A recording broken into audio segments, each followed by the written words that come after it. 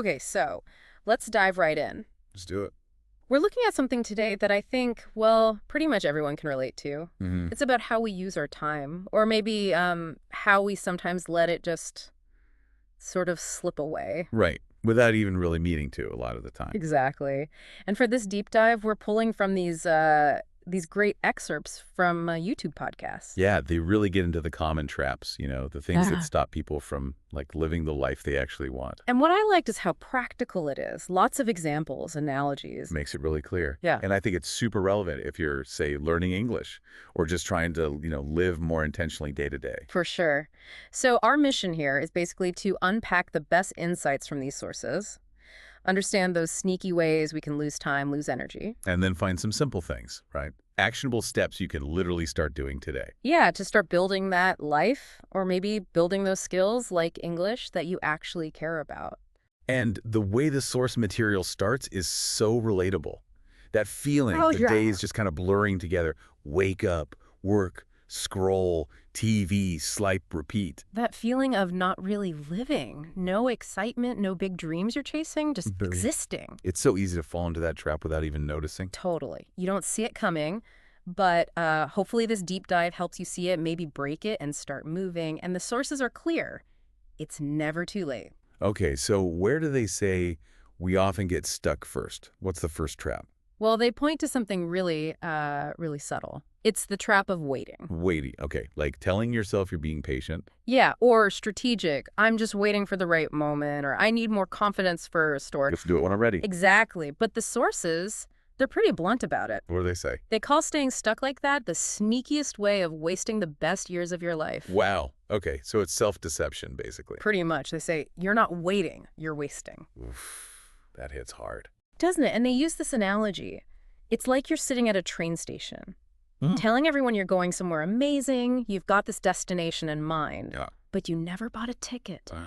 The train isn't coming, you know it, deep down. You're just waiting for this perfect moment that doesn't exist, and life's just happening outside the window. And that connects so clearly to learning English, doesn't it? How so? Well, you hear learners say it all the time. Mm-hmm. I'm waiting until I feel fluent before I really start speaking. Right. Before they risk talking to someone. Exactly. But the source insight is key here. Fluency isn't this feeling you wait for. It's something you build. Like brick by brick. Brick by brick. Mm. Conversation by conversation. Mistake by mistake, even. So the message for you listening, especially if you're learning English, don't wait for that feeling. Speak now. Even if it's messy. Even if you stumble. Because those messy moments, that's actually where the growth is. That's what the sources emphasize. Okay, so waiting is trap number one. But then they shift to something they say is even more dangerous. Oh, this one really got me. The tiny invisible leaks. Tiny leaks, right. So it's not about, dramatically quitting something. No, it's quieter. It's the little stuff. The endless scrolling on your phone. Procrastinating on that thing you know you should do. Mindless distractions. They say these things steal years without making a sound. Wow, years. And the analogy they use. It's a ship. Even the biggest, strongest ship. Will eventually sink if it has tiny leaks that aren't fixed. Exactly. Not overnight. But over time, the water gets in, it adds up. And that's how these small time wasters work. That just 5 more minutes on social media. Or hitting snooze again. It feels harmless, maybe even comfortable in the moment. But then, boom, you look back and think, where did the week go? Where did the month go? The tiny drains become a flood. So if you're serious about, learning English or anything important, you have to protect your time and energy. Like it's precious. Because it is. Yeah. And they have this challenge. It sounds simple, but could be revealing. What is it? Just track 1 hour of your day to day. See where your focus really goes. You might be surprised, they suggest. Yeah, surprised at how much tiny wasting creeps in. Okay, so we've got waiting, tiny leaks. What's next? They say there's something even sneakier. This is where it gets, psychologically interesting. It's when fear disguises itself. Disguises itself as productivity. Exactly. You know the scene. You decide you're going to tackle something big, maybe start speaking English more. So you make these super elaborate plans, color-coded spreadsheets, fancy notebooks. You buy all the gear, you feel really productive, right? Look at me preparing. But the source insight cuts right through that. They say often that's not preparation. What is it then? It's stalling. It's just fear, kind of hiding behind the planning because you're scared to actually start. Ouch. Okay. The analogy they use here is good too. The swimming pool one. Yeah. Standing at the edge, analyzing the water temperature, checking the wind speed. Spending hours on the idea of swimming. When you just needed to jump in. All that research, all that planning.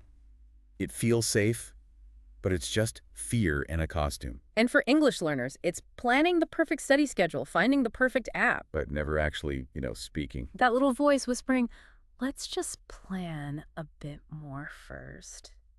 Maybe tomorrow. Yeah.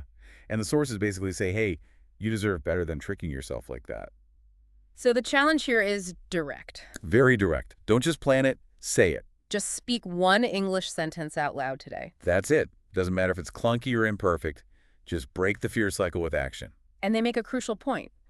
The longer you wait to take that first messy step, the harder it feels. Definitely. And all this waiting, leaking, planning. Yeah. It often happens because we're trying to stay somewhere safe. The comfort zone. Sounds nice, doesn't it? It does. Warm, familiar, safe. Nothing unexpected happens there. But the sources, they flip that idea. They say if you stay too long, it stops being comfort. And starts being a cage. Yeah. You might not notice the bars at first. It's subtle. But gradually, your world just shrinks. That analogy they used was powerful, like a cozy room. Uh-huh. That you love at first. But then the windows get sealed, the lights dim. And suddenly you realize you can't breathe. You're trapped. It started comfortable, but now it's suffocating. And connecting that to English. The longer you avoid stepping out, using that clumsy sentence, making mistakes, The harder it gets to ever leave that zone. Fear doesn't just go away on its own. you have to move through it. Right. So the challenge from the sources, Mm. push that edge today. Just a little. Like learn one new phrase that feels a bit scary. And then the important part, use it today, not next week. Not after you've practiced it perfectly 50 times. Use it today. Okay. Fine. And while we're lingering in these zones, avoiding action, time keeps ticking. And that leads to another really profound point from the sources. Dreams don't wait forever. That one kind of stopped me in my tracks. Me too. The idea that if you don't move towards your dreams, they don't just pause patiently. Yeah. Quietly. No big drama. No warning siren. They just fade. Wow. The analogy for this one was simple, but really effective. The piece of fruit. Oh, yeah. The beautiful ripe fruit on the table.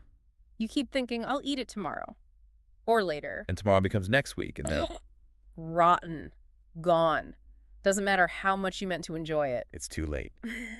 And dreams, the sources say, are just like that. So if you're learning English because you dream of traveling or connecting with people, Or getting that job. Or understanding movies without subtitles. don't just put that dream on the someday shelf. Please don't. Even one tiny action keeps it alive. And here's a crucial insight they shared. Dreams aren't ruined by failure. They're ruined by delay. That's powerful. So the challenge related to this, Write down one English dream you have. Just one. okay? And Then take one messy, imperfect step towards it. Today. messy action is still action. And messy action, according to the sources, is what saves dreams. Okay, this is all great, but sometimes, let's be honest, we're kind of waiting for someone else, right? Waiting for a push. Or permission. Or Yeah. rescue. Yeah, like waiting for the perfect teacher or the perfect moment someone makes us do it. The sources tackle this directly. With some tough love. What do they say? Basically, no one is coming to rescue you. Ouch. Not a teacher, not an app. Not even this deep dive. Right. We can cheer you on, offer guidance like this. But fundamentally, you are the captain. And the crew. Both. Mm-hmm. Is your hand on the wheel, Yeah. your voice learning the words, your courage showing up. Your foot stepping out of the comfort zone. Exactly. And they frame this not as a burden, like, oh no, it's all on me. But as liberating. Totally liberating. Yeah. Because if you are the one steering, Here, then you have the power to change direction anytime. you don't need to wait for anyone else's okay. So the challenge here is about self-reliance. And self-encouragement, they suggest.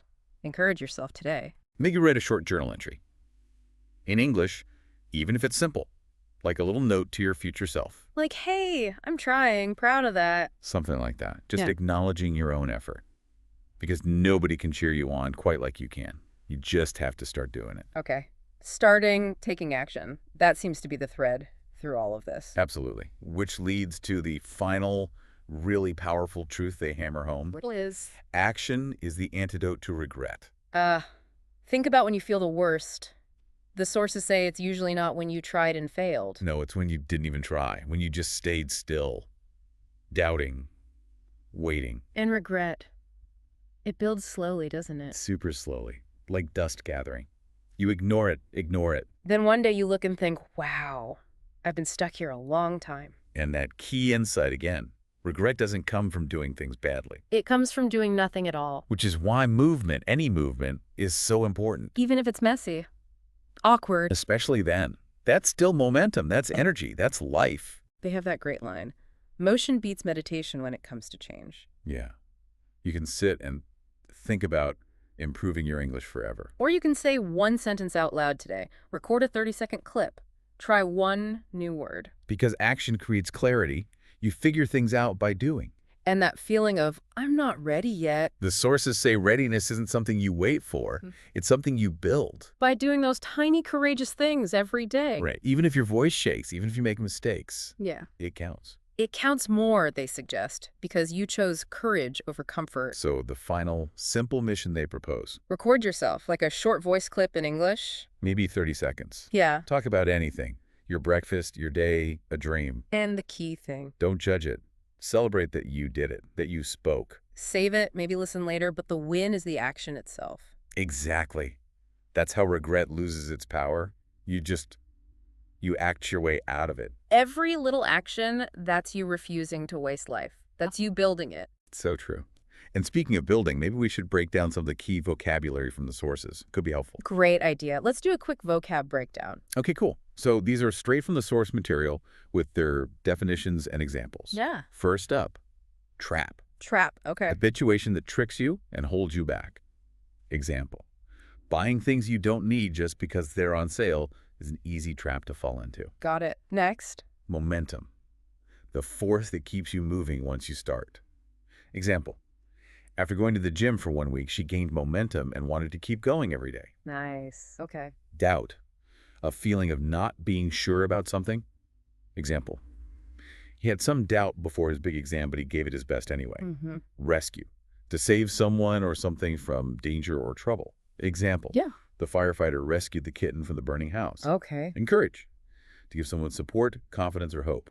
Example, her friend encouraged her to join the dance competition. I love that one. Antidote, something that fixes or stops a bad feeling or situation. Example, laughter is often the best antidote to a stressful day. Very true. Courageous, brave and willing to take risks. Example, it was courageous of him to apologize first after the argument. This takes courage. Okay. Whisper, to speak very softly. Example, she whispered the secret into her best friend's ear. Right. Decay, to slowly get worse or break down, like that food analogy. Example, without sunlight and water, the plant started to decay. That visual sticks. Steer, to guide or control the direction of something, like steering your life. Okay. Example, he carefully steered the car through the heavy rain. Okay. Liberating, making you feel free and relieved. Yeah. Example, quitting the job she hated was the most liberating decision she ever made. Feels good just hearing it. Anchor, something that keeps you steady or grounded. Example, his morning routine became an anchor during stressful times. Useful concept. Last one. Burden, a heavy load, either physical or emotional.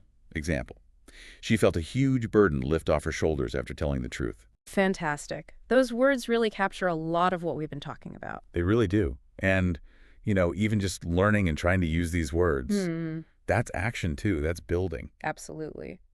So wrapping this all up, I guess the core message from this deep dive is pretty clear. Stop waiting. Start living. Yeah, your time, your dreams, they're just too precious. So take those challenges seriously. That 1 hour tracked, that one sentence spoken. That slightly scary new phrase used, that voice clip recorded. Every little messy action adds up. It keeps dreams alive. It builds momentum. Exactly. So maybe the final thought to leave everyone with is this. Think about one single action. Even a messy one, an imperfect one. That you could take today. What's one small thing you could do right now that might actually be the most powerful step you take all week? What could that one action be for you?